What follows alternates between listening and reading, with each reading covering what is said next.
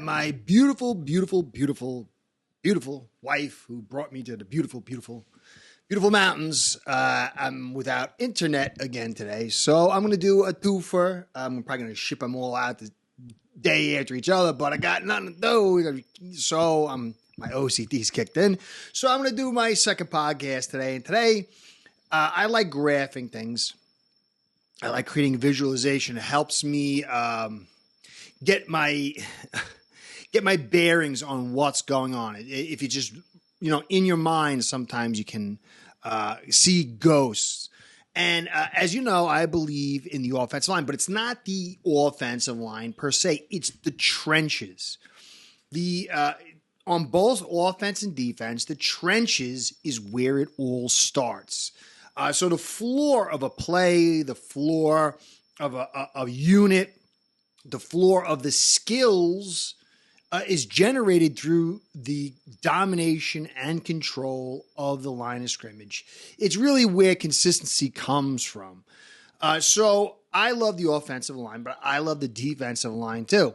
So I'm going to go in and show all our DI interior players in a little graph I have, run and pass, and it's going to show you where we're leaning to as far as our skill sets. And, it's very easy to say, oh, we don't got Wilkins and, we're doomed. And I definitely think we're going to feel it. I think a lot more than a lot of people are poo-pooing his loss. But remember that your skill sets and your collection of skill sets is part of a vision. And I'm going to show you here today that we've got a bunch of pretty good pass rushers. And so if you're seeing what we're doing on this offense, bringing all the skill talent, now we got OBJ, and we're supposed to be a team that is driving the momentum of the game on offense. We're taking the lead, or at least, forcing teams to have to pass. And if we're in the lead especially, that means they're going to have to pass to succeed. So I'm going to show you this collection of pass rushes that we have and the defense of the run defense, the gradings of all our guys on the inside. And I think there's a clear vision here. So we'll take a quick look at this and see what we see. All right, it's one of those days. The neighbor's dog's barking. I had the window open. Never barks, but I guess he knows I'm recording. Anyway, guys, I want to thank you for all that you do to get this channel to continue and to do what I love to do. I'm going to get the Friday lives back next week. Just getting the satellite internet as a backup. Maybe I'll get a third backup. Redundancies for success. And then I'm going to do the membership stuff next week. But guys, I appreciate all the likes, the subscribes, the comments, the views. All that stuff keeps me in business. I appreciate all you invest in this channel. I really do my best to try to give back to you. So I want to give you a shout out, and a shout out to Ace Bread, my sponsor, and a shout out to the dog next door because he's a pain in the neck. Always barks. But without the two of you, this show ain't going down. Ace Per Head's betting software is the premier white label platform for bookies to manage their players and grow their sportsbook operation. Click the link in the description below to get set up in minutes. Ask for the Curtis promo and get a special introductory discount. All right, so let's take a look at this image. My mug will get pulled off here, and then we can look at some good stuff. So you see the image here. You got the run defense and pass rush, left side's run defense. You see poor, average, and excellent. And I tried to do a general consensus of where they are. Added a little personal, evaluations to it. But generally, I think this is indicative of what you've seen from these players from last year and generally over the course of their career. So we'll start with run defense, and I think certainly without Wilkins is a big, big, big hit on the pass on the run defense. But you'll see, you can see right away, and with what we got here, we are loading up on pass rush. But Brandon Peely is a guy that, I talked about in the other video that's either you see before or after, so I don't know how it plays out. He's a guy with a lot of potential. He's an agile battler. That's what I kind of called him. He's a big guy. I gave him a little bit more upgrade than what he's kind of producing in the run defense just because of his size. He's got a different size than everybody else in our unit. So, but he's a little bit above average, but that was year one. we're entering year 2, year 3. This guy's going to get better. I don't know how much better, but I think he's going to get noticeably better. I'm not saying he's going to be great.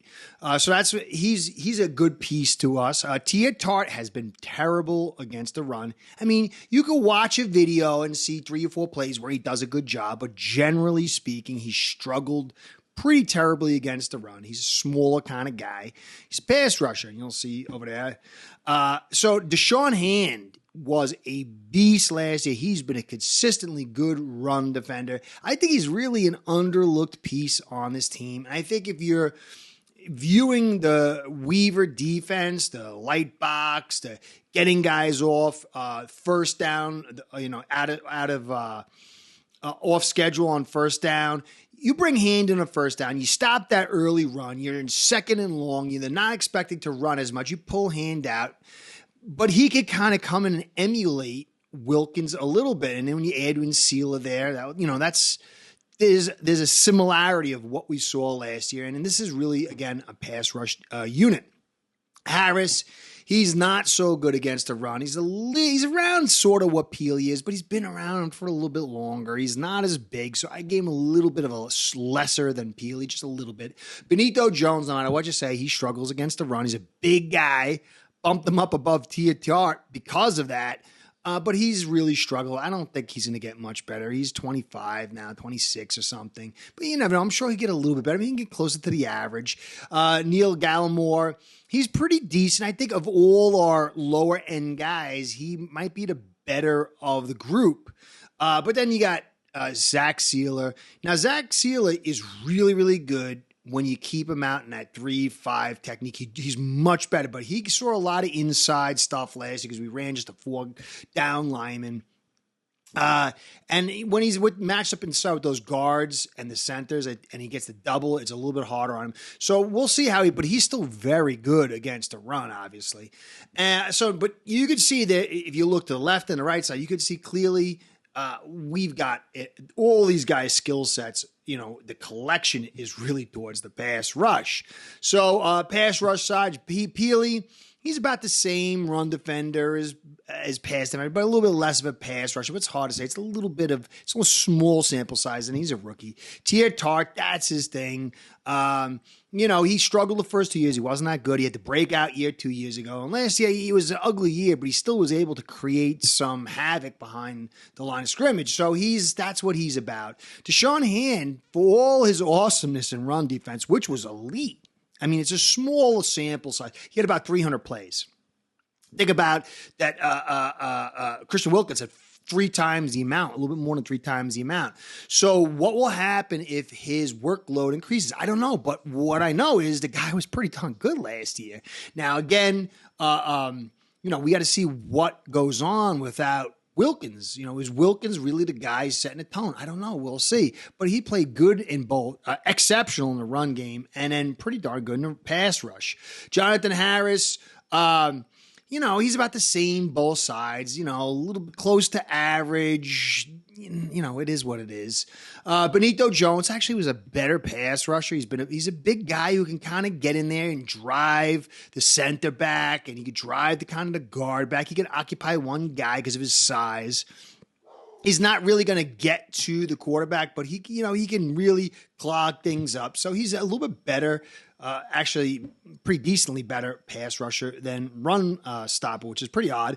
Gallimore is actually a really good pass rusher. He's around the same as Hand, which is above average. And, we got Tart, Hand, Gallimore, and Sealer inside. I can see what they're talking about. And obviously with Sealer here, Sealer gets after it.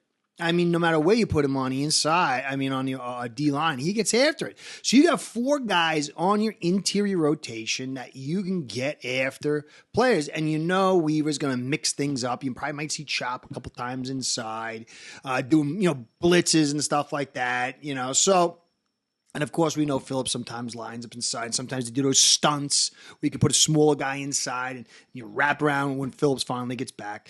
So this is what it looks like. And, you know, I mean, we got Mario Kendricks, forgot about it. I'm not going to bank on that. Page Jr., I'm not going to bank on Isaiah Mack, I'm not going to bank on it. And Davian Nixon. I mean, these guys are like, you know, they're probably not even going to make the squad.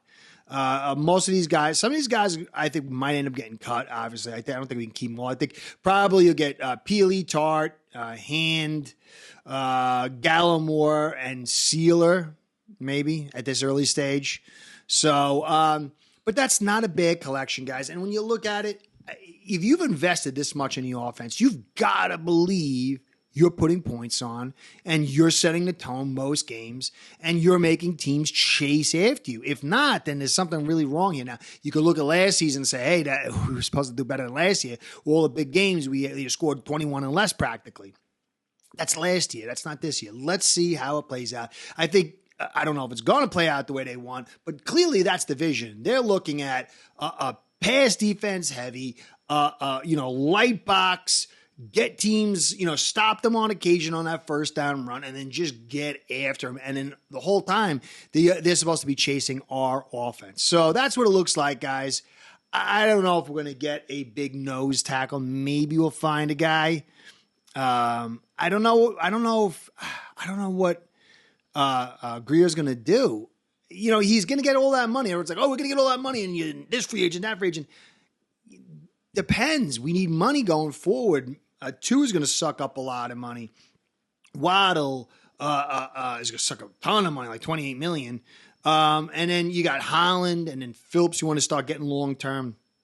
And then you got to add in, other guys that are becoming free agents and, more free agents you want to add. Some guys are leaving here. Now, a good, decent amount of money. Tehran could be going. Maybe Ramsey. I talked about the other video. Chubb is definitely gone. But still, some of that money might, because next year we're -8.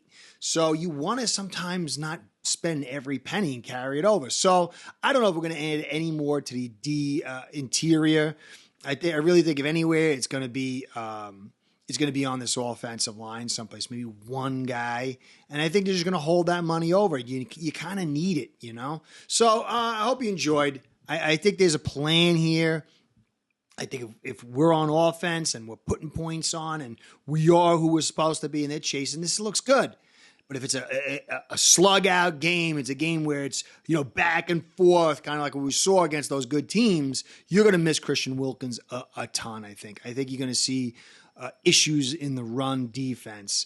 But in short term, against most teams, I think this is passable in our run defense. But we'll see. Anyway, Curtis saying, thanks for stopping by. Appreciate all you do. Be well. Go Fins. Curtis out. Got it right, Garrett? Got it now. Got it. Start building your own online sportsbook today by getting signed up with aceperhead.com service that'll allow you to book action on sports from all around the world.